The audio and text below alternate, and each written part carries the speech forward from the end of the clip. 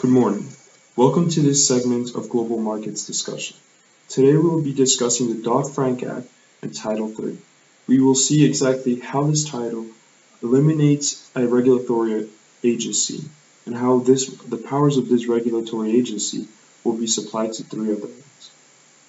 Title III streamlines the supervision of depository institutions and their holding companies by abolishing the Office of Thrift Supervision, OTS, and transferring its regulatory and rulemaking authority to the Office of the Comptroller of the Currency, the Federal Deposit Insurance Corporation, FDIC, and the Board of Governors of the Federal Reserve.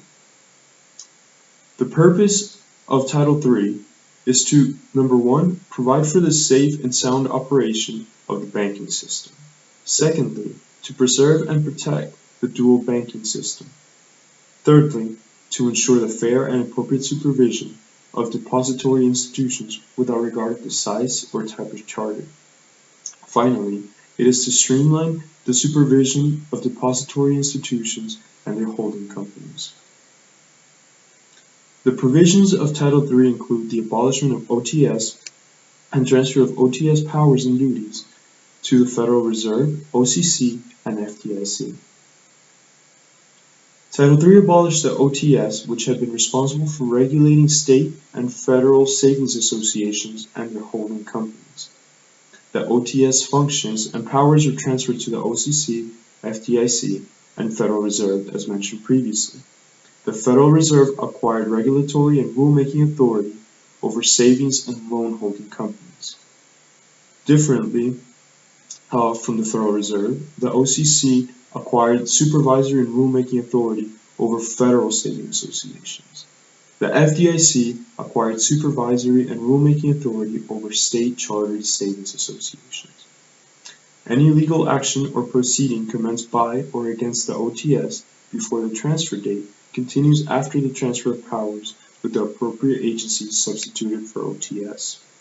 In addition, all orders, agreements, regulations, and interpretations issued by the OTS remain effective and enforceable by or against the Federal Reserve, OCC, or FDIC as appropriate. Any proposed OTS regulation or regulation that was not yet effective as of the transfer date is deemed to have been proposed by the appropriate agency or is effective as a regulation of the appropriate agency. Title III also reforms deposit insurance. First, the Act removed a provision in the Federal Deposit Insurance Act which states that no institution may be denied the lowest risk category of insurance solely because of its size. Additionally, it had a permanent increase in deposit insurance from $100,000 to $250,000. It also increased the maximum share insurance from $100,000 to $250,000. Thank you very much for listening to this segment of Global Markets Discussion. If you have any questions, please leave them in the comments below. Have a great day.